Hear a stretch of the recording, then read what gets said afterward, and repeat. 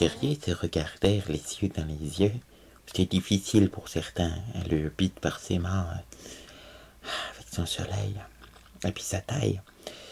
Le barde caressa les jolies statues de Minotaure. Sa main, longuement, s'attendrit sur la courbe de la cuisse de l'un d'entre eux. Ils s'y retournèrent, voyant s'éloigner les Minotaures à l'embranchement du couloir.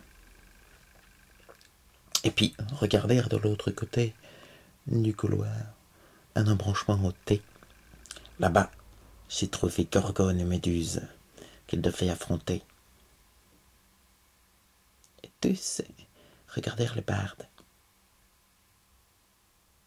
Il soupira et leur fit « Bon, les Gorgones, alors, ça pétrifie sur quand même une certaine zone, puis ça a l'habitude de piétiner. Là, ça va encore, on est dans un couloir avec plein de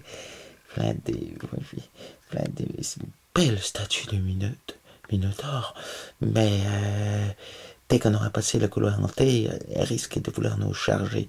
Puis surtout, c'est le fait qu'elle souffle. Son souffle, il est pétrifiant, quoi.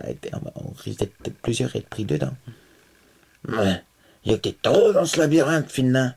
Bah, les Gorgones, c'est du taureau, les Minotaures, c'est du taureau. On va trouver quoi d'autre comme... Je sais pas, Philibert, je sais pas. C'est bon de bœuf. C'est bon, moi j'aime bien ça. Bah, tu vas avoir l'occasion d'en goûter.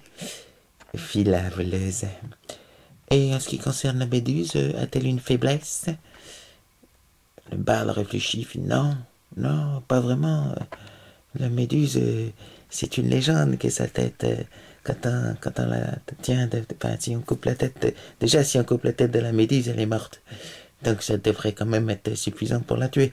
Moi, il y avait une légende comme quoi si on montrait la tête d'une méduse à une autre méduse, elle était pétrifiée. C'est des conneries aussi. Et puis il y a une légende avec un miroir, c'est des conneries aussi. C'est des conneries tout. Il faut les tuer, quoi, à l'aveugle. L'aveugle, peut-être, fit le nain, mais le souffle pétrifiant de la gorgone était à l'aveugle, c'était? Non, ça t'a pétrifié dans tous les cas. Oh putain. Les aventuriers se regardèrent. J'ai dit aventurière parce que seul coup, ils eurent un peu les chocottes, quoi. C'est vrai que dans un couloir, un souffle, quand il y en a un peu qui résiste, c'est embêtant. Ils caressaient. Pour deux d'entre eux, le hobbit par curiosité, le barde toujours par sensibilité artistique, les cœurs de ces magnifiques minotaures, ils sont se demander s'il n'y a pas quelque chose à en faire. Le guerrier suggéra au magicien, mais t'aurais pas un sortilège pour transformer éventuellement la pierre en chair et convaincre les minotaures que nous aurions délivré de leur malédiction, défoncés en première ligne de chair à canon. Le magicien soupira. Eh bien, je n'ai pas révisé ce sortilège ce matin et je doute qu'il soit encore dans mon grimoire. Donc c'est pas tout à fait une fonction que je possède. Ah. Grand moment de solitude et de silence. C'est ainsi qu'il arrive souvent quand les aventuriers ne sont pas très sûrs de leur manière d'agir à Donjon Dragon. Puis la voleuse suggéra l'idée suivante. Bon, il faut pas déconner les gars, quand même c'est moi la voleuse. Hein. J'ai une bague d'invisibilité. Ah bon? Firent-ils tous? Ben oui. Je vais aller jeter un petit coup d'œil, une petite reconnaissance. Hein? Peut-être que l'un d'entre nous aussi pourrait bénéficier d'un sortilège d'invisibilité de la part, je sais pas, du barde et du magicien. Tous se retournèrent vers le barde et le magicien. Le barde, oui, invisibilité, j'ai pas. J'ai plutôt pris des sortilèges qui augmentent mon charme, mon charisme, puis de la magie sexuelle aussi, j'ai appris. Donc, comme les sortilèges sont limités en tant que barde, l'invisibilité, moi, j'ai pas. Hop. Tous les regards figés vers le magicien. Oui, alors, bon, d'accord, mais alors, Si le problème, c'est que ce matin, j'avais pas pensé, quoi, à l'enregistrer, Monsard. Il faut savoir que dans Donjon Dragon, les magiciens sont un peu cons et doivent enregistrer leur sort le matin. Et que dans la journée, s'ils ont besoin d'un sort qu'ils n'ont pas enregistré, c'est la merde. Ça peut servir s'ils ont un grimoire, des fois, ou des parchemins dans lesquels ils auraient des sorts en rame.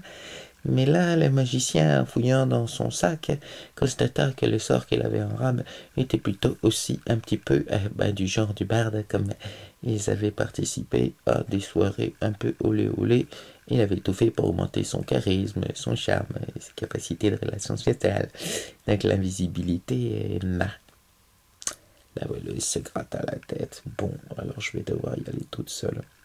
Le but de vie, mais je sais pas y aller si tu veux. J'ai l'habitude d'être discret et puis mon œil là, en fait, me donne des pouvoirs. J'ai l'impression que c'est pas tant que je pourrais être invisible, mais qu'éventuellement les gens pourraient ne pas me remarquer. Et tous rigolèrent beaucoup. Et la voleuse fit bon, je vais y aller toute seule. Tic-tac, tic-tac, tic-tac, tic-tac, tic-tac. Le temps passé.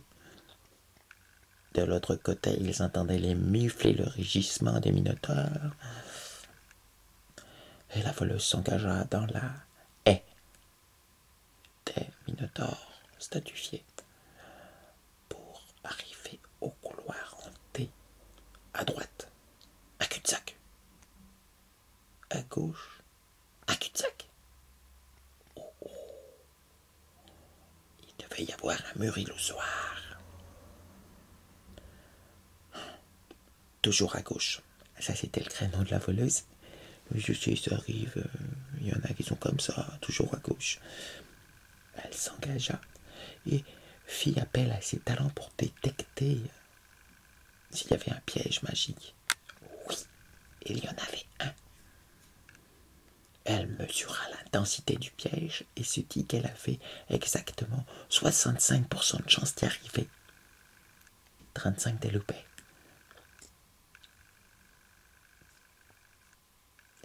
Si souvent comme ça, quand on est un aventurier, on a beaucoup plus de chances de louper que dans une série télé.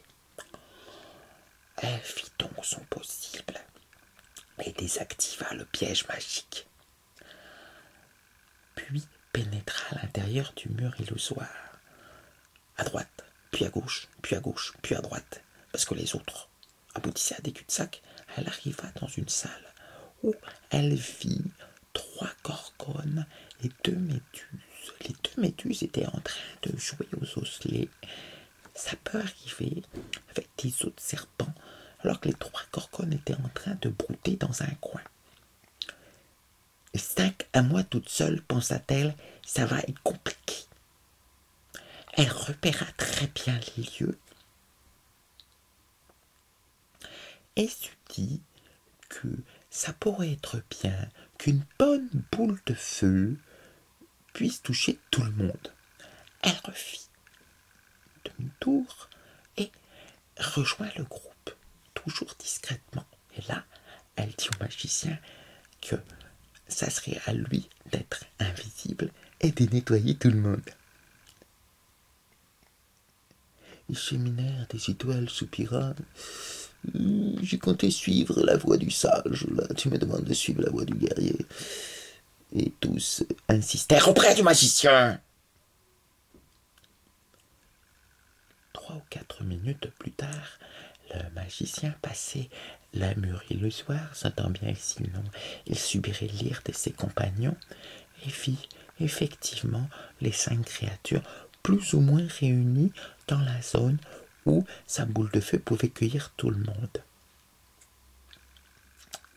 Il utilisa de la métamagie elfique et intensifia son sortilège pour causer un maximum de dommages possibles.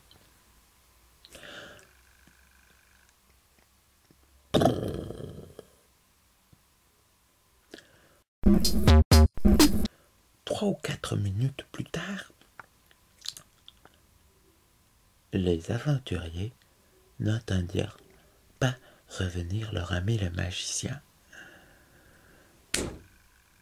Mais que s'était-il passé? La suite la prochaine fois. Non, bon, je sais que, évidemment, comme le magicien et le Pete racontent l'histoire au petit Tommy et la petite Tania, c'est certain, il y a des chances de pas être mort. Mais bon, je m'étais dit qu'un peu de suspense pour une fois.